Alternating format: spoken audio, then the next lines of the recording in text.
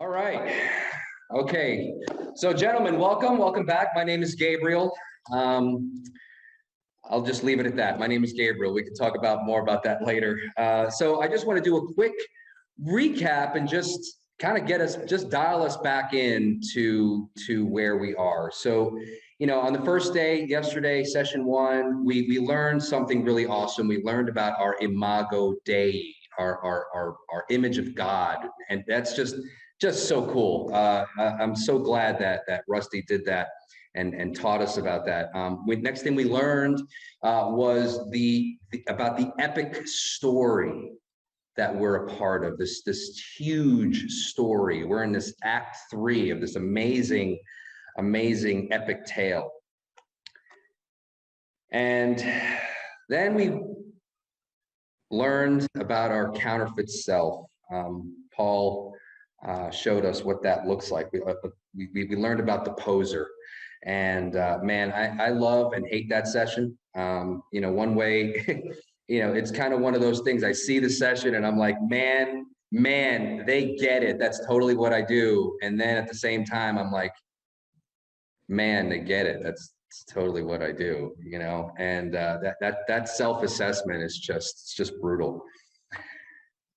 But I have some good news. I have good news for you guys. The poser is not the truest thing about you. It's as hard as it is to deal with it. It's not the truth. It's just on our way. It's just in the way to us reclaiming our hearts. So our goal is simple now. It's not easy. And that's to be honest about the way we're faking it. And we're going to uncover some wounds, where they came from and how they shaped us up until this moment. So we have a trail marker, all right? And this is beautiful in John 1:47. This is just beautiful. It says, when Jesus saw Nathanael approaching, Jesus said of him, now here is a true Israelite in whom there is nothing false. In whom there is nothing false. Who wants that to be said of them? All right, so come and see. I want to invite you to remove this misplaced identity and to put the poser aside and finally try on your imago Dei. This is available. Now it's time to go after it. Now, we pose because it's our fight or flight response to the wounds and brokenness that we experience throughout our lives. And what you meet when you meet a man is rarely the real deal. Ever wonder, like in Paul's message, what layer are we actually seeing here, right? He's afraid because he's naked, so he hides under layers and layers and layers. And this is played out beautifully in Genesis 3. We learn how Adam says, I was afraid because I was naked, so I hid. But then it goes on to say, because something in the heart of men breaks, something that imago Dei, something breaks. It says the eyes of both of them were opened and they realized they were naked. So they sewed fig leaves together and made coverings for themselves. I just want to think about that for 1 second. They sewed fig leaves together. Can you imagine the effort it would take to sew leaves together? They sewed these fig leaves. They painstakingly made a way to cover up their shame. It's a tragic picture. It's a tragic picture to the lengths and depths that we would go to hide our true self. Now, over time, we meticulously, like sewing fig leaves together, create this false self, these fig leaves. And now after living with that for so long, it might feel like it's the real deal. No, that's who I am. Or if I don't do this, I don't know who I am. I mean, you guys know what I'm talking about, that funny guy or the tough guy or the everything is okay guy or the complainer or the 5 times a week at the gym guy, the hardcore business guy. We call it our personality. But it's really the persona that we've created over time because, we figure out what the world needs from us, right? Figure out what the world wants from us. We get a little something, get a little love, get a little validation, approval, in some cases even money. This is all fig leaf. And the pose, that false self, it takes us captive. Who here wants to live in an adventure? Of course. Well, not if we're still a prisoner of our own false self, and if we don't uncover the areas of our hearts that are crying out. So I'm going to play a film clip for you. It's from a movie called The Kid. This is a beautiful picture of the masculine journey. This is a Disney film with Bruce Willis, and I'm just going to give you a quick synopsis of it. This is a 40-year-old man who meets his 8-year-old self. Okay, I'm going to start there. And here, the first scene, we get to actually see who this guy is. His name is Russell. So we're going to play this scene real quick. And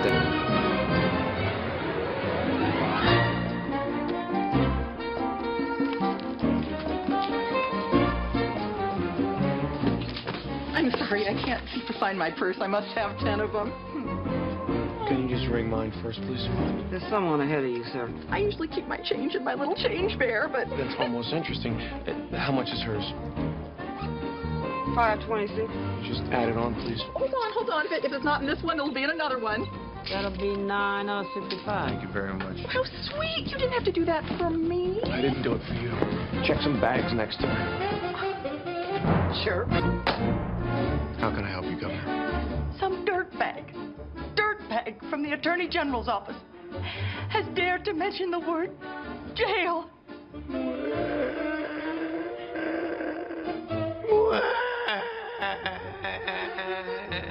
Somebody call the ambulance. What did you say? Governor, do you know what the #1 killer of politicians under the age of 60 is? No. Self-pity. Now, Governor, I'll be more than happy to help you out of this mess that you so willingly seem to have stepped into. But you'll have to do something. What's that? Stop crying. Try. No, I mean right now. You're giving me a headache. Excuse me, folks. Anything more to drink? Do y'all have any single malt scotch? Sure do. So, what do you do for a living? You want to tell me about it? Yeah, comfort of strangers and all that? No. Must be something on the internet. Or finance. Genetic engineering, maybe? Huh? I'm an image consultant, okay? Okay. So you sort of troubleshoot for folks, give them makeovers when they need revamping, right? Right. Hey, look. I'm flying to L.A. to start an anchor job in the local news. And I do not think that it's an accident that I'm sitting next to you. I see. So the cosmic purpose of our meeting is for me to give you free advice. What do I get out of it? We don't know yet. But I'll owe you. If I do it, will you shut up? Quiet as the dead. Your hair is too big, your brows are too dark, your nails are too long, and your foundation's too orange. Your perfume's too sweet. It's the news, honey, not the prom.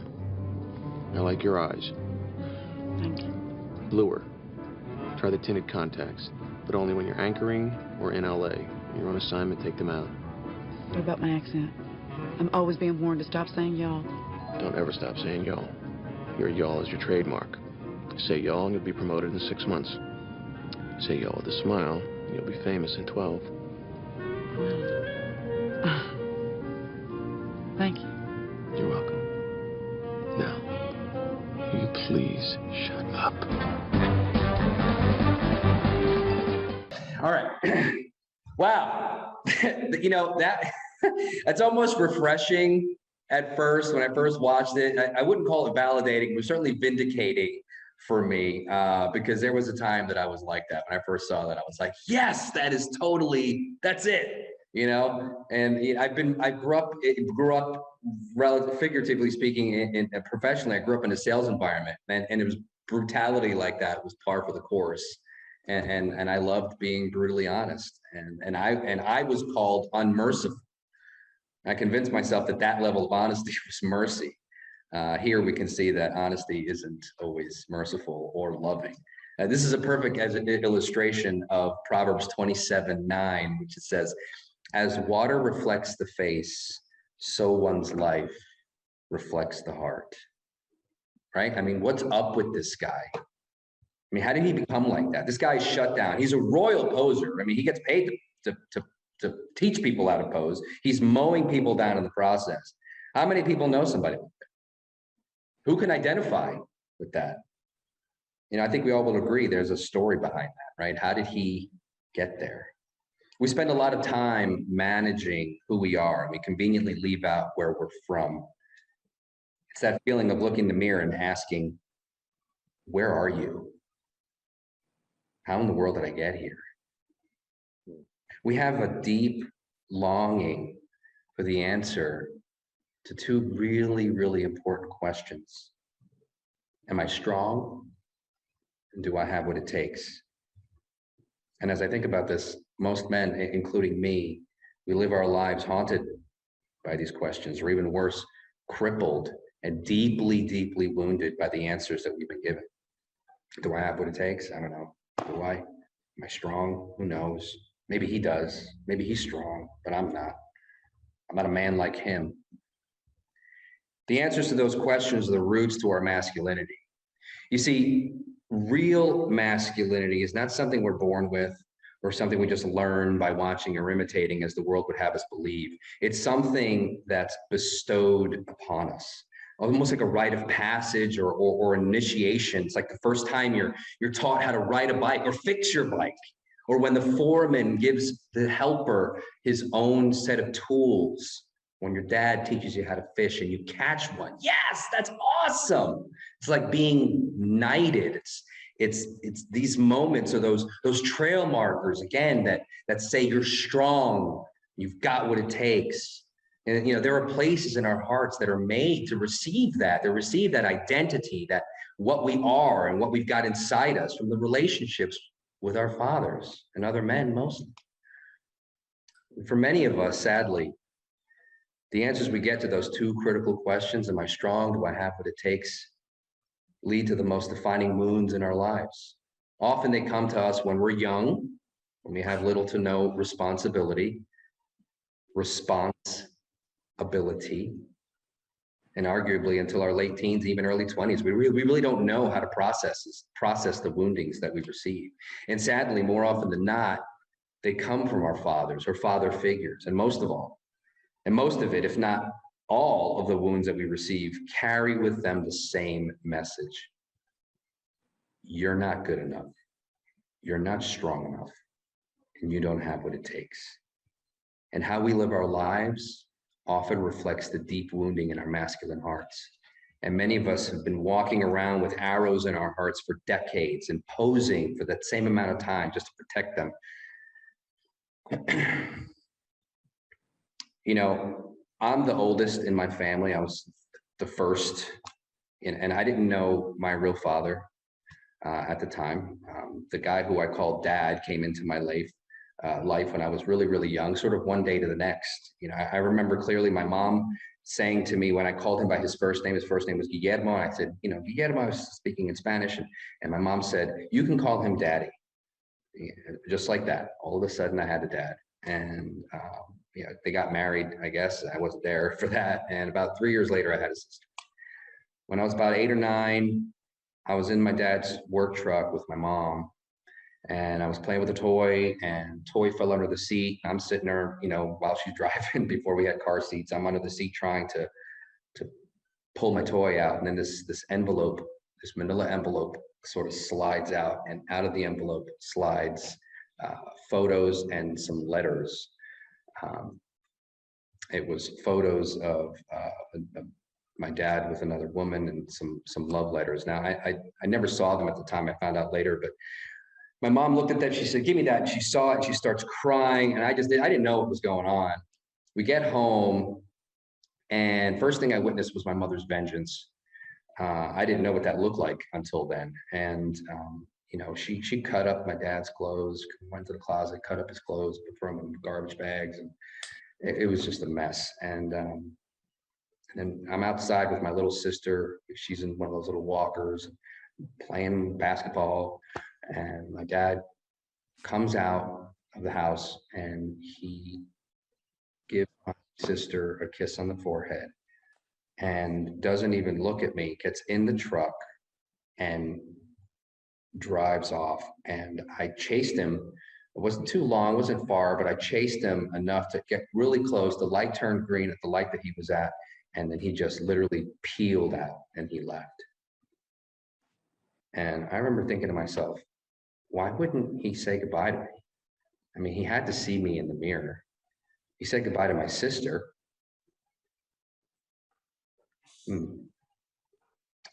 That wound, that message that I got then was I wasn't strong enough. I wasn't strong enough to catch up to the truck.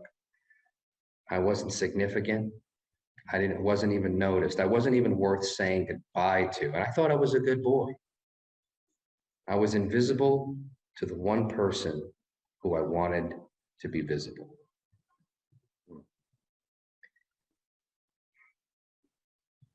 The most powerful relationship in the universe is the relationship between the Father and the Son. I mean, it's the core of all the reality that we live. And a boy looks to his father for two things. First, the answer to those two questions. Am I strong? Do I have what it takes? But second is he loved? Is he delighted in? We have an example of what that looks like. We all, well, not all of us, but some of us know the story of Jesus' baptism, right? This is cool. Jesus comes out of the water, and God actually breaks protocol. You know, he's only a couple of times he speaks where everybody can hear. He comes out of the water and he speaks audibly. He says, "This is my beloved Son, and in him I am well, and with him I am well pleased." Man, what a deep, deep affirmation to know that you are the beloved Son, or to know that he just loves to be with you. That this is affirmed and reaffirmed 1,000 times. Did we experience that? Did we experience and share 1,000 experiences together with our dads where we knew that we had what it takes? See, these things lay the foundation for every man and for everything in a man's journey. Do I have what it takes? Am I a man? Will I be a man? These answers need questions. These questions need answers. And the man you are today was shaped by the way these questions were answered, by the way your heart was handled in this world by many people, not just your dad, mother, brother, but the core one was by our Father. You know, and the sword cuts both ways. You know, a dad can pronounce blessing, masculinity. That's my boy. Way to go, son. Right? He can pronounce that. But at the same time, a dad can crush a boy. You know, you're an effing idiot. You know, stop crying like a little girl. Why can't you be more like fill in the blank? Guys, you don't get through this war-torn world without taking serious wounds to the heart like this. So guys, we're going to go back to the kid.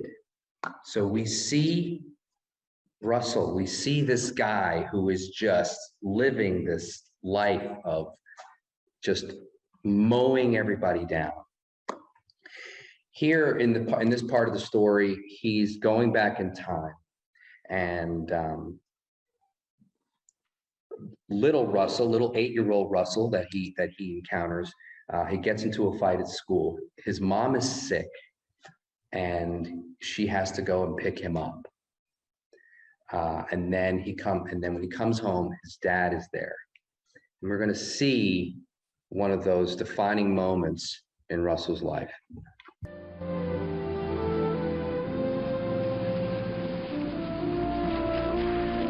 Mom, Daddy. Gloria, what are you doing? You're out of your mind.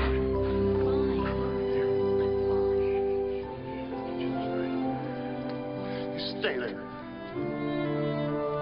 Don't scare him. He's had a hard day. Gloria, the doctor said you weren't to leave the house.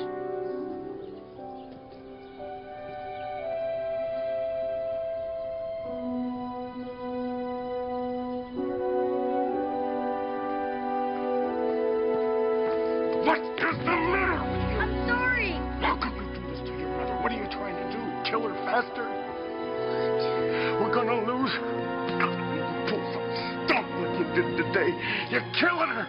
I found the screw, Dad. Look, screw. Stop crying. Here's the screw, Dad. Look, here it is. Here it is. I found it. Stop Please, crying. Dad, look at the screw. Here it is. Stop crying. Stop. You gotta grow up now. Do you understand? Grow up. Grow up.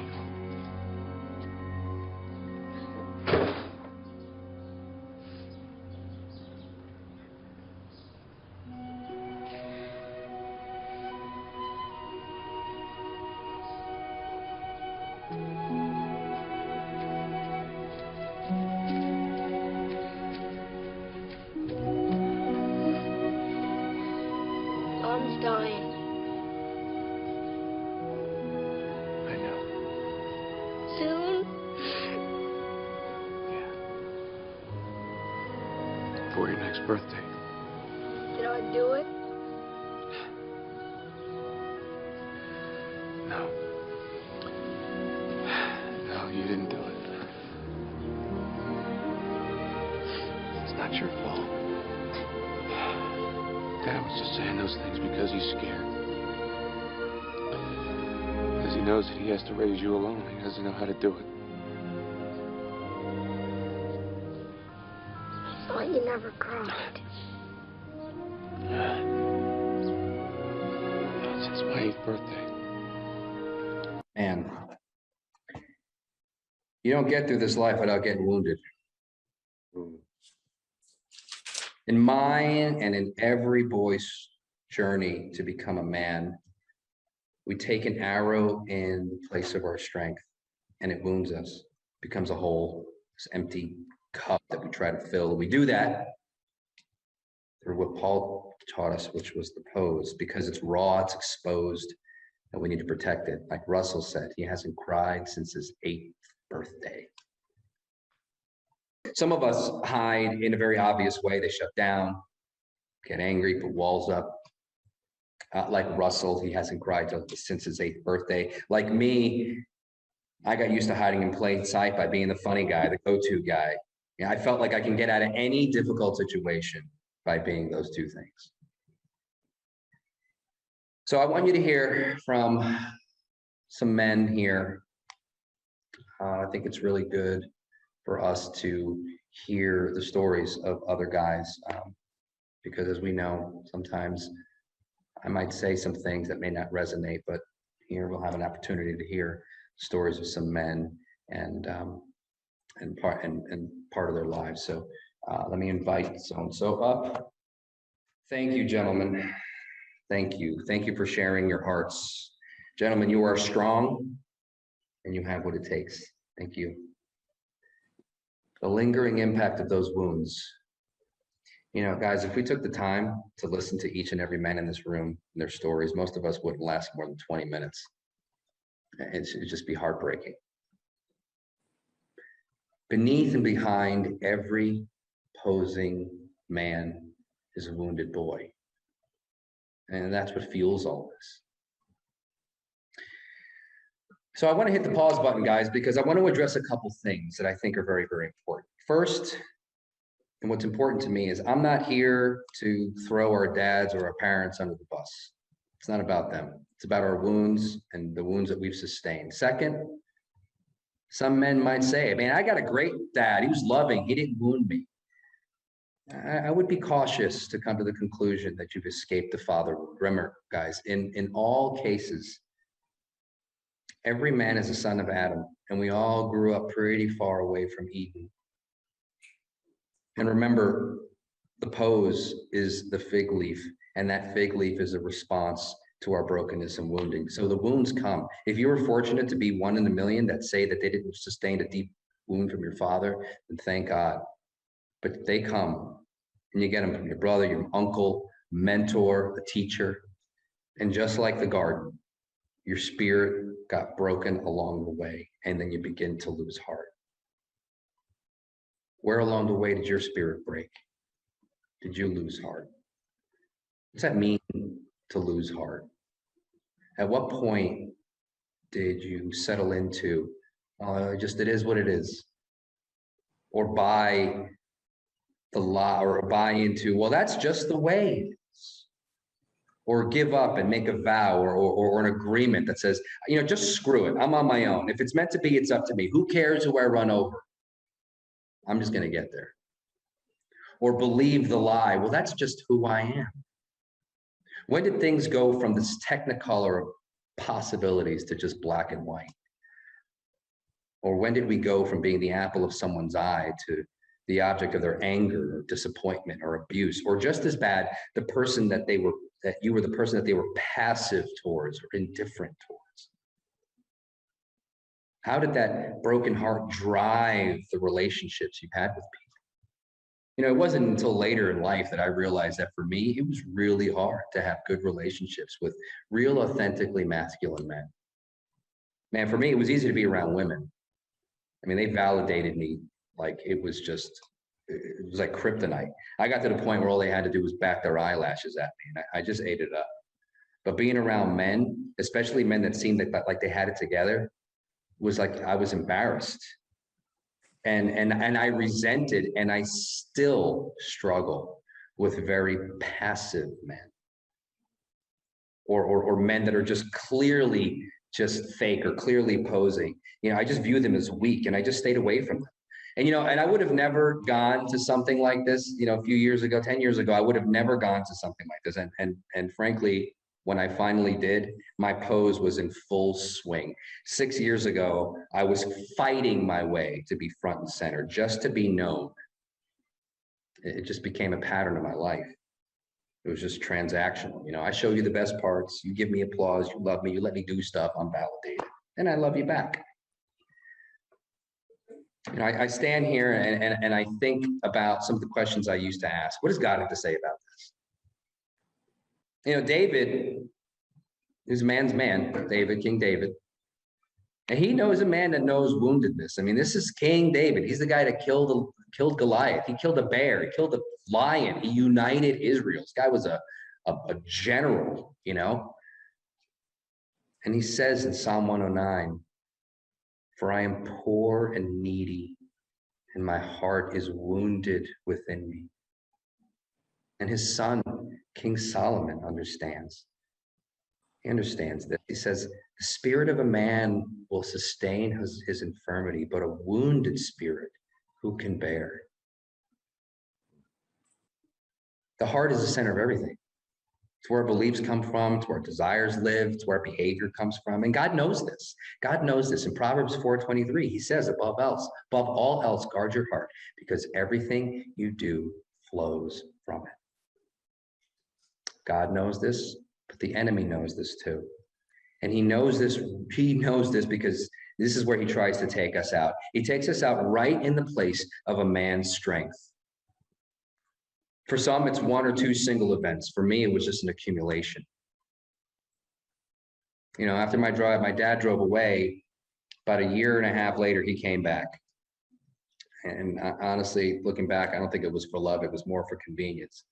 And somewhere along the line, alcoholism took him out. Just took him out. He wasn't abusive, but he was just not present. He was the guy on the couch. That's what he was.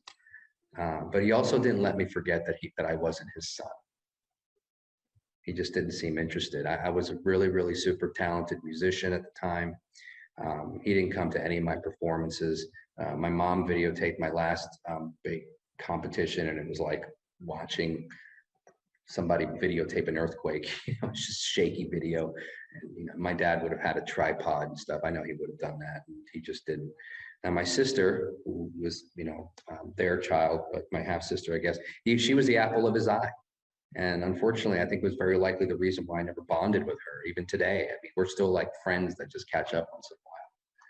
I love her so deeply, but my own fear of rejection keeps me sometimes from sharing with her my testimony. That deep wound and desire to be known and not to be rejected is still there, man. It just cripples me. And that question that's meant to be answered by our dads, do I have what it takes? Dad, am I strong? I didn't get that. Shoot, when I was 13 years old, people figured out that I had a different last name from my sister, so they'd ask. So I tell them people that my father died. I just killed him off like some character in some tragic story. I ended up setting myself up for a wound later in the process when I finally met my biological father for the first time. And it wasn't just my dad. Moms wound us too. Because my dad wasn't present, she wore both hats, and she wore the mom hat well, but she didn't wear the dad hat well. My conversations with my mom were mixed. It was, who needs you? And I wouldn't marry you off for shit on a shingle, mixed with, you're so handsome and I'm proud. I mean, it wasn't until recent years that I became less afraid to remind my mother that she was not beyond reproach, to stop telling my wife that she's a saint for marrying me. That message being, my son isn't good enough for you, or he doesn't deserve you. I felt more like a disappointment than someone to be proud of. The wounds come. When I was 17, I was first chair trombone player, and I had this amazing relationship with my band director. He was awesome. I practiced music all the time. I didn't have to be told. It was one of those things I just loved to do. And Mr. Henley seemed to be the only one who not only encouraged me, but he held me accountable. He asked me if I practiced, did I practice for this long? Did I learn my scales? Things like that. He took me under his wing. He built me up. He delighted in me. He was initiating, teaching me how to play. Man, he was great. And then on a band trip, I got mixed up with some kids that had planned to smoke some pot on the trip.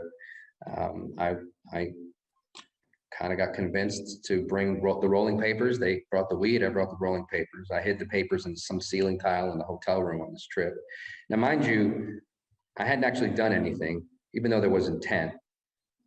And the ironic thing was I had never gotten in trouble at school up until that point.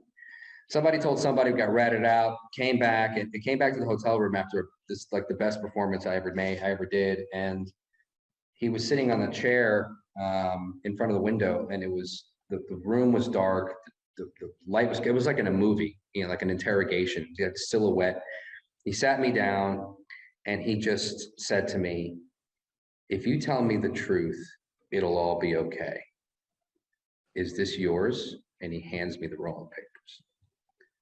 Now, my need for validation and my trust in him was so deep that I didn't hesitate to complain. I was like, yeah, yep, that's mine. I didn't say it like that. I said, yes, it's mine. I'm sorry.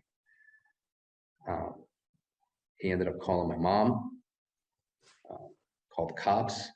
My mom had to come get me. We were in Tennessee. I lived in Florida. I got suspended. I almost didn't graduate from school. I had to take a drug test. Even though I came back clean, I got stripped of everything, all of my awards, just everything. And of course, then there was shame. I was the drum major, the band leader, and I was just taken down. And he crushed me. He showed me no mercy. I graduated high school as a huge disappointment and in disgrace. And my pursuit of my dreams died there. I thought I was being, again, a good boy, telling the truth. And I remember thinking, if you knew me, you wouldn't have crushed me like that. And then I made an agreement. I made a vow that I'm still wrestling every day to break. That one, I will show no mercy. And second, that telling the truth doesn't always pay. If I need to lie, I'll lie. I lost heart. And when we lose heart, we give up on our dreams. And the construction of my false self had begun, along with the murderous wounds I've inflicted on others since then. Beneath and behind every posing man is a wounded boy. This is true of every person. Our hearts are wounded. It's where all of our addictions come from. I mean, the compulsions, the drugs, alcohol, sex, porn, women, anger, isolations. Guys, I have some good news for you. These are not the problems. These are just the symptoms, the medication. The problem is the wounded heart. You know, as we're talking about this, you might be becoming aware of other ways your heart has been mishandled on your journey as a man. And if you look back, all those wounds probably carry the same message, that you don't have what it takes. It shapes you. It shaped me. For me, it was the liar, the center of attention, the chameleon, the guy who can just blend into anything, the con artist. For others, it's anger, being cold, or the guy that just says with a grim face, I'm fine. For some guys, it's passivity. For others, it's fear of commitment or hiding behind their own intellect. You know, it's not a wonder that when we hear about God's unconditional love, that it's hard to wrap our heads around it, especially when we put our Father's face on the Father. For most of us, the love that we experience in life is pretty selfish and transactional. We only know love to the extent that we've been shown it, and it shapes us. Do good, and I'm validated, and I'm loved. Fail, love is withheld, I'm invalidated. It's pretty simple. I remember asking, what's God know about my wounded heart, about my brokenness? This is pretty cool. I found two things. First, there are over 800 different references to the heart in this book we call the Bible. And second, when I started to look, oh, it was beautiful. If anybody's ever listened to two musicians play, you've got, like say two trumpet players playing solos. One guy plays something and the other guy plays something. It's called call and response. When I look, there's almost like a song, like a call and response. You know, in Psalm 6, David says, have mercy on me, Lord, for I am faint. Heal me, Lord, for my bones are in agony. My soul is in deep anguish. How long, Lord? How long? Turn, Lord, and deliver me. Save me because of your unfailing love. The response, Psalm 34, the Lord is close to the brokenhearted and saves those who are crushed in spirit. Psalm 51, which is a beautiful picture of brokenness. He says, my sacrifice, O God, is a broken spirit and a broken and contrite heart you, God, will not despise. And his response, Psalm 147, the Lord is near to the brokenhearted. He binds up their wounds. And Jesus says in Matthew 11:28, come to me, all who are weary and burdened, and I will give you rest. You know, the only thing more tragic than the broken heart is how we handle it. I'm past that, or that was forgotten about. I don't know. And my sister once said when I tried to talk to her about this kind of stuff, she said, well, yeah, I got through that. I don't go around walking around wounded. Some of us wear it like armor. I mean, I did. I just dealt with it. But look at David. When he fought Goliath, he was given armor, and it was too much. It was too cumbersome. It was too heavy. So he had to take it off. He went as himself, and ironically, it was the only way that he'd have a chance. You don't understand. It made me who I am. I am that person. Yeah, well, how's that working out for you? You know, because suck it up just doesn't cut it. And we all know those masculine circles, guys, right? Never show weakness. Hey, you don't expose me, I don't expose you, we're good. Right? God doesn't want to have anything to do with that bravado. David didn't, Paul didn't, Jesus didn't. This isn't real masculinity. Our hearts, our deepest desires for validation, for belovedness, were meant to be filled in relationship with God. He wants that. He wants to deal with our broken hearts. Remember, the author of this epic story steps into the story for this very reason. And I have news for you guys. Becoming a Christian doesn't make all this stuff go away. God doesn't just bypass your heart and bring us right to redemption. He needs to get to it. He needs to deal with it to make room for just you and him. This is where the gospel is just phenomenal. Because Jesus says, for the Son of Man has come to seek and save that which is lost. In us. So he has to sneak up on us. I mean, some of you, I would say for sure, for me, for sure, in spite of all the hints and warnings along the way, he basically stopped short of a burning bush in front of me. But Jesus will do whatever it takes to deal with your brokenness. He did do whatever it takes to deal with it. He will also allow some pretty profound disruption in our lives. You might lose your job, you might lose your marriage, You might lose connection with a son or daughter. He might even let you get ruined financially. It's not cruelty. It's probably the most loving thing a father can do. And he'll even let you be wounded again in the place of your deepest wound, just so he can meet you there before you construct that false self again, before you allow it to take you captive again. You know, when Christ comes to intervene for the human race, this is beautiful. Jesus steps into the scene in Luke chapter 4, and he goes to the book of Isaiah, and he says this. He says, "The Spirit of God is on me, because the Lord has anointed me," Jesus says. "He has sent me to heal the brokenhearted, to proclaim liberty to the captives and release from darkness for the prisoners." Jesus' whole purpose in coming is the restoration of your heart. His whole mission is one of wholeheartedness and restoration. And he tries to illustrate this in all the different famous miracles. You know, the lame walk, the blind see, the deaf hear. You see the pattern? Restoration. He's healing our humanity. But the main focus then and today is the restoration of our hearts. And guys, this is what it looks like. It looks like this. It's being honest about the pain inside. It's being honest about how we've been wounded and inviting God in. And Jesus fully understands this. You know, in Revelation 3, Jesus says, "Behold, I stand at the door, and if anyone hears my voice and opens the door, I will come in." Guys, Jesus is knocking. He knows. In his life and death, he knows. You know, when I asked Jesus what he could possibly know, what it's like to not be known for who he is and to be rejected, I think about John 1:11, where he says, "He came to his own, but his own did not receive him."